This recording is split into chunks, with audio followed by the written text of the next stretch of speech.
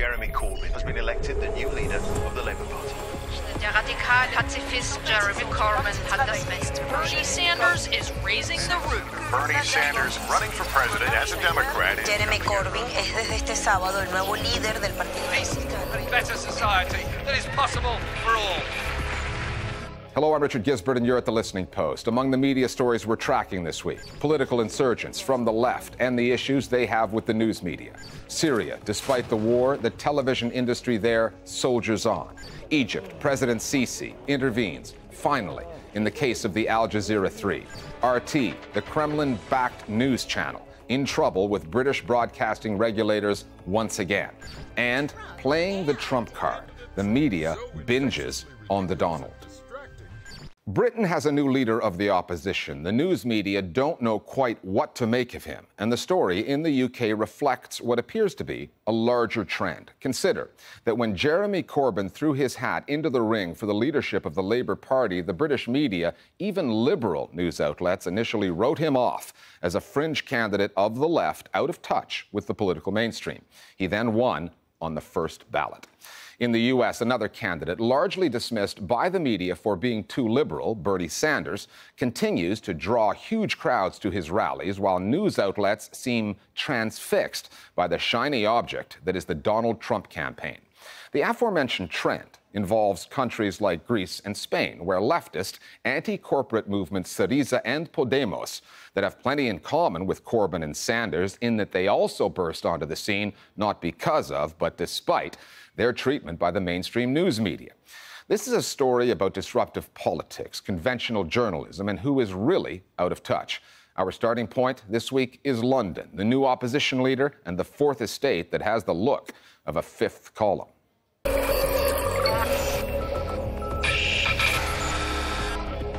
Jeremy Corbyn. One cannot blame the British news media for failing to see this coming, because no one did. Even Jeremy Corbyn, the unabashedly leftist, slightly rumpled candidate in a party that had grown centrist and slick, says he did not expect to become the leader of Britain's official opposition. Well, I think the media, were extremely pleased to have this extraordinary, kind of rather archaic figure as the new leader of the Labour Party. I mean, it's a terrific story. As we say in my business, it's good for trade. Jeremy Corbyn has an incredibly strong hand in that he has a massive mandate, and yet he's actually in quite a weak position geographically, because he is now finding himself surrounded by a parliamentary Labour Party, most of whom are very despondent about the fact that he is now Labour leader. He's also surrounded by a bunch of journalists in Westminster who will hold him to the same standards as other senior politicians. He didn't appear to have any sort of media strategy at all. He just appeared to be a kind of slightly cantankerous, short-tempered, elderly gent who didn't feel in any way obliged to talk to the press. Jeremy, I can't understand why you want to talk to the media. I think that Jeremy Corbyn's success comes about in part because of a slightly antagonistic relationship with the media. Tommy, there's people bothering me. I think people who support Jeremy Corbyn are also people who are very distrusting of the media in this country. And I think the fact that he didn't try to placate the media, I think that built up a certain degree of respect. Mr. Corbyn, why would you sing the national anthem? The problem is that no matter what he does, the media are not going to go lightly on him. Jeremy Corbyn is somebody who, as far as they're concerned, may as well come from Neptune. They have no idea what he's talking about. And when they heap insults on him, they really mean it because they have no idea how to understand him otherwise. British news consumers are left to wonder how much of the Corbyn story and the way he's been covered so far comes down to his lack of conventional media polish in a country that has produced soundbite machines like David Cameron and Tony Blair, and how much of it comes down to plain old ideology. Roughly 40% of the British newspaper market is still controlled by Rupert Murdoch's News Corporation. 70% of all newspapers sold in the UK are considered right-wing, and their influence goes well beyond the newsstands. We've had a lot of young people saying, The news media is obsessed with reporting things in an old way, this binary opposition of left and right. Very male, very, confrontational. Actually, Jeremy Corbyn doesn't want to do business that way, and maybe the news media needs to rethink the way it reports. He is also quite disarming in the way in which he responds to questions that he's not anticipating. But will you do it? That isn't the ceremony, that is what is involved. Okay, thank you. And I think that we as journalists need to accept that some of the things that we have assumed are the rules of the game maybe don't apply in the same way to Jeremy Corbyn. Some of those issues about polish, about soundbite preparedness, if you like, need to be thrown out. Would you commit to doing it now? Can we think about that? Thank you. You saw this with the Observer and the Guardian in the UK especially. They're kind of what I call ideological hall monitors. Their job is to kind of say what is the acceptable left. And so when someone like Corbyn, and I think to a lesser extent, but also Sanders comes along, they feel like they have to say, okay, you can go this far left, but not anywhere beyond that. The thing about Jeremy Corbyn is he's an old-style left-wing Labour politician, and a lot of the news agenda of the day on broadcasting is set by what's in the papers. A lot of the News UK titles owned by Rupert Murdoch, they have an agenda which is anti-union, they have an agenda which is generally right-wing, but in the end people do buy these papers, and the broadcast media then pick up on them, and the story then circulates further. It's part of, I think, a left-wing kind of mindset which holds that the only reason vast swathes of the British and American populations don't elect people like Bernie Sanders and Jeremy Corbyn is because they've been brainwashed by people like Rupert Murdoch. And if only there was a less biased media which fairly reported the news, then they would kind of flock to the socialist banner in droves. It's just nonsense. Bernie Sanders, the Vermont senator trying to win the Democratic Party's nomination for the White House, has a hill to climb. His speeches are laden with socialist policies designed, he says, to bridge the yawning gap between rich and poor in America. Make it clear to the billionaire class they cannot have it all. At the outset, despite attracting crowds of up to 20,000, Sanders could not attract a proportionate amount of news coverage. Every time I'm at a Bernie Sanders rally, I hear directly from voters saying, why aren't you giving him more attention? He's not just up against Hillary Clinton for the nomination. He's competing for media attention against the circus-like Donald Trump campaign on the Republican side. Sanders also complains of the media's obsession with and addiction to conflict, as opposed to policy. And they're tired of a media which continues to want to have gotcha questions and make conflict between the candidates. Bernie Sanders has a slightly different position in this spectacle than someone like Jeremy Corbyn. Bernie Sanders is very good at playing the media. He doesn't hesitate to go on television. I think we can get our message across. And he's very confident in his demeanour and his discourse. What's more, whereas Jeremy Corbyn is very straightforwardly socialist, Sanders is much more of a mainstream American politician. That said, it is absolutely true that the media largely ignored him for a long, long time. Two things also occurred. He started drawing really, really huge crowds. And the second one is he began surging in the polls. So you saw about 6 weeks ago, they sort of had no choice but to notice him. He's been way more prominently featured. So I think at some point they sort of couldn't ignore him anymore. Bernie Sanders and Jeremy Corbyn have much in common. Both are old-school socialists whose policies are being reflected through the lenses of media outlets more open to the neoliberalist approach to economics, more accustomed, even addicted, to a theatrical, soundbite brand of politics.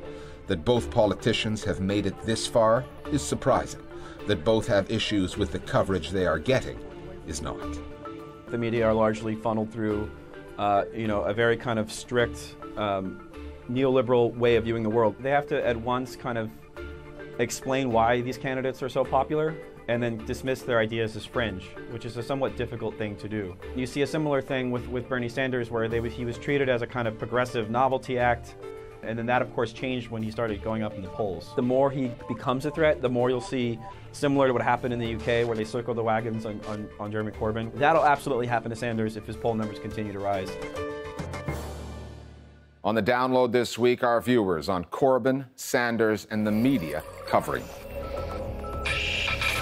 So when it comes to Jeremy Corbyn and how he positions himself within a very corporate media environment, there's lots to say. And the first thing is he should definitely carry on criticising the unethical parts of the media and keep calling for media reform, which I think eventually will be popular amongst the electorate. The important task for Jeremy Corbyn will be building a grassroots movement to share the messages of what he and this sort of new Labour Party is about.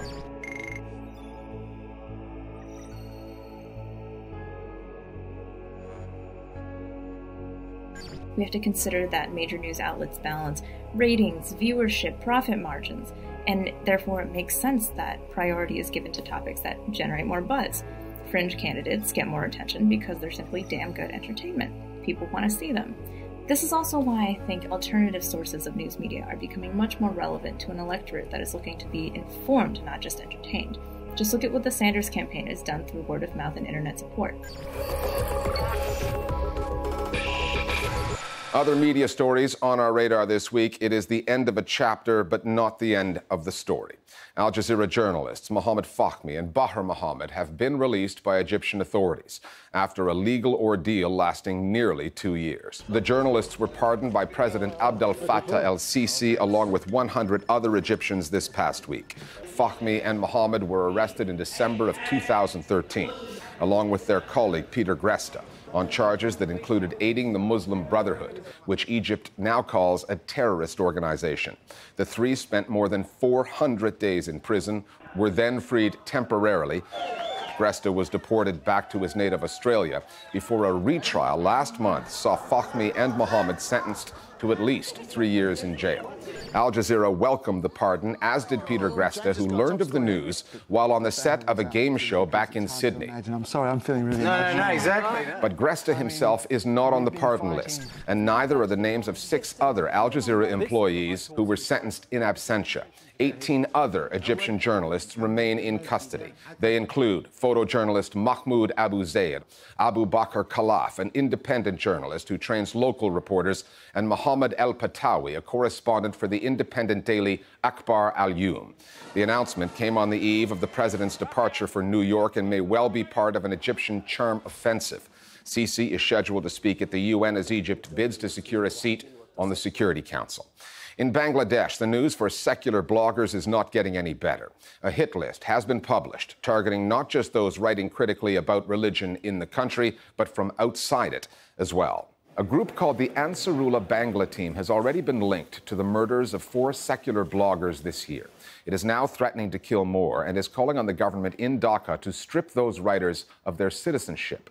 The list includes 9 writers based in the UK and 7 in Germany. One of those threatened, Ananya Azad, responded this way: "Our weapon is the pen, and we can use it without hurting anybody. We just want to make people conscious about their rights."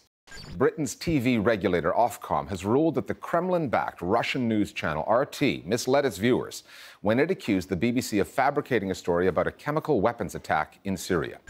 This story goes back to March of last year when, on a program called Truth Seeker, RT reported that the BBC used actors and staged the attack for a story that aired on the current affairs program Panorama. This is the total fabrication, from beginning to end of an atrocity. RT went on to say that the BBC was pushing the case for military intervention in Syria. The BBC took the complaint to Ofcom, calling the allegation incredibly serious, one that struck at the heart of the broadcaster's reputation. Ofcom agreed, and additionally cited another episode of the Truth Seeker series aired in July of last year, in which RT accused the Ukrainian government of genocide.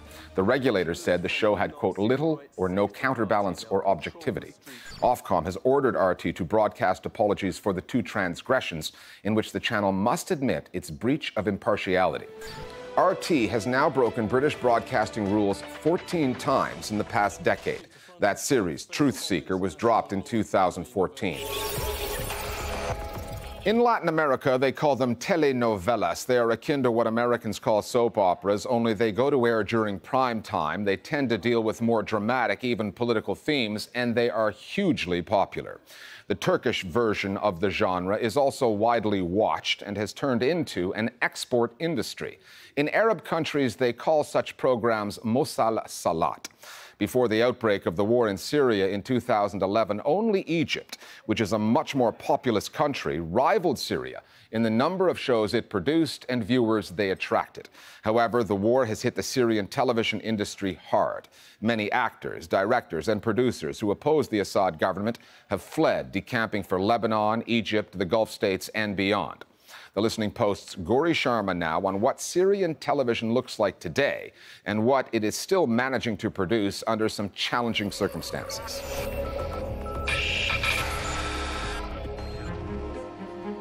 It's a TV tradition that plays out around the world. Families unwinding in front of the television with their favourite series. In Arabic, they're known as the Musalsalat. For Syrian audiences this past July, there were two competing series vying for their attention. Both were adaptations of the Hollywood mafia film, The Godfather. Al Arab, a copycat version of the film, was produced by SIPA, a TV company that was part of the Syrian state broadcaster until 2012. Its competitor, Clackett Productions, has an office in Damascus, but now conducts most of its work outside of the country, in places like Beirut and Abu Dhabi. Clackett has been distributing its own Godfather-inspired series, Al Arab Nadi Sharq, or Godfather the Orient. This is quite interesting in terms of the sociology of power that it portrays, because it actually focuses on a very specific moment of Syria, which is 2005, when neoliberal reforms initiated by President Bashar al-Assad leads to the creation of a class of crony capitalists that benefits from private investment, corporate banking, and even from TV soap opera. These reforms have led to the creation of a class of crony capitalists against whom the people raised in March 2011. The only drama that has a real impact is the drama that reflects what the viewers are living. We are going through a very difficult labour, to the extent that even the identity of the country and our people are being rediscovered. We have plenty of stories to tell people.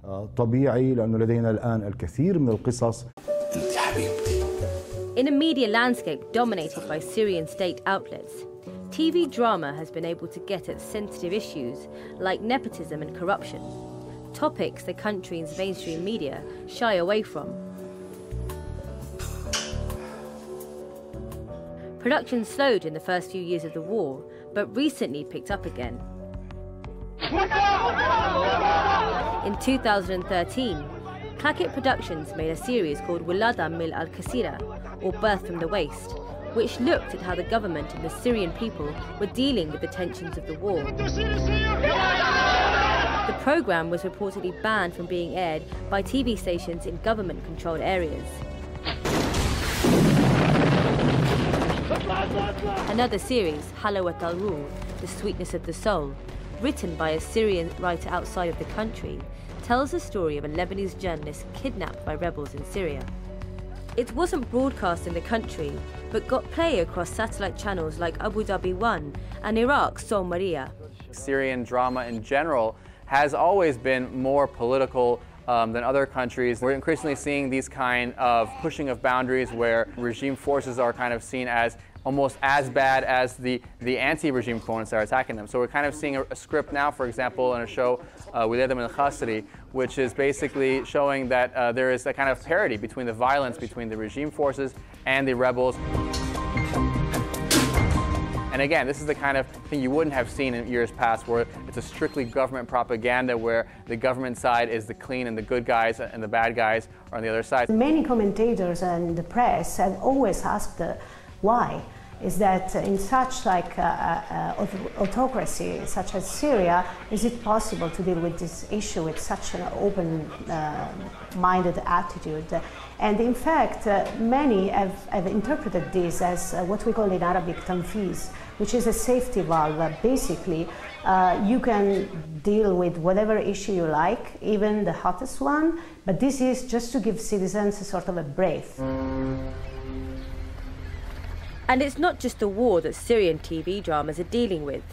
Last year, a company called Golden Line made a series on Syrian society, El Garbel. The 2014 series, Debu al-Shanati, was filmed in Damascus and centred around a family caught in an immigration dilemma.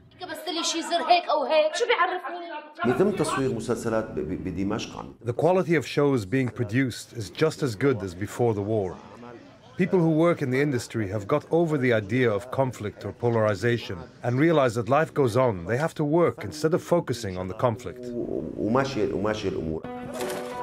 However, the reality of the war cannot be ignored. It has had an impact on the industry. In the early days of the uprising against the Assad government, actor Jalal Al-Tawil was beaten up by police for participating in a demonstration. Another of the country's best-known TV personalities, Jamal Suleiman, came out in support of the protesters and said his family home was raided by the Secret Service in retaliation. Suleiman has since left the country, one of more than 15 others who have fled and taken their key skills and talent out across the region. We're having a lot more co-productions with other countries, so Syrian directors and actors are working with Gulf production companies, Lebanese directors. So there is kind of a new collaborative environment in the Arab production industry, particularly the Syrian industry, where this conflict has forced people to partner up with companies and people they might not have worked with before. And that's having some interesting results. With regards to these companies, no one is settling down in one specific place. Production companies like Claquette are not fixed in Lebanon, Abu Dhabi or Dubai, and they could even end up in Egypt. The idea is not to make a local production. It's an attempt to circulate the money and make profit. It's a big industry that needs a lot of funding. The TV shows are shown on channels, the majority of which are owned by the state. So there are restrictions on what can be shown in these countries. Since we're seeing this Gulf money coming in, obviously we know that the Gulf countries have a stake in the conflict in Syria. They probably want to get through a certain message, so it's not going to be the kind of total freedom.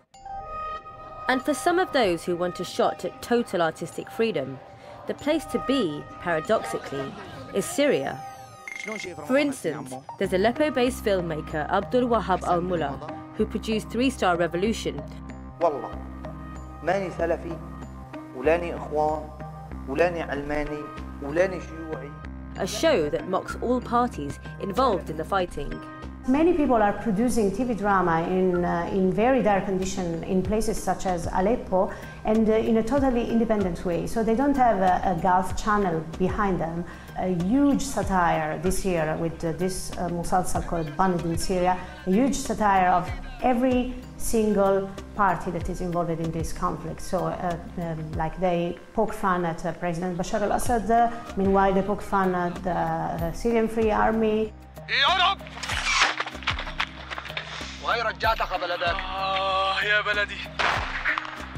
It's like a sort of like civil society saying, hey guys, to the powers that are fighting in Syria, hey guys, we don't agree with any of you.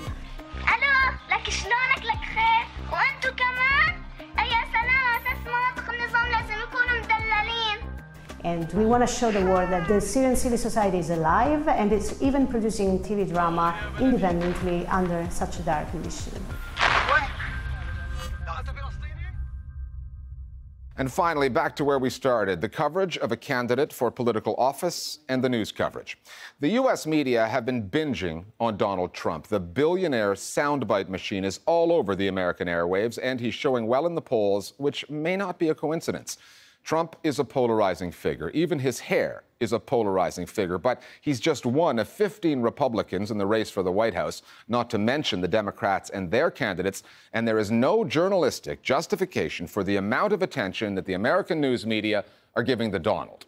Pulitzer Prize-winning cartoonist Mark Fiore gives us his take on this spectacle in an animation that he calls Your Trump Tonight. We'll see you next time here at The Listening Post.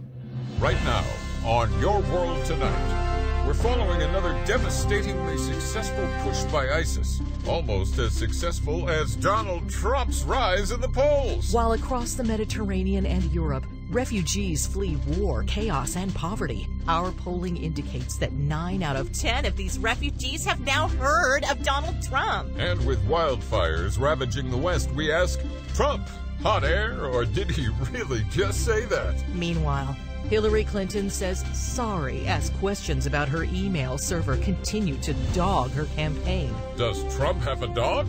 We'll find out. But first, let's bring in Senator Bernie Sanders to comment on his dramatic surge in the polls. Terry and Kerry, the middle class is waking up to the fact that billionaires have taken over our democracy. Bernie, sorry to cut you off. One question. Have you ever met Donald Trump? Because we have. And that's your world tonight.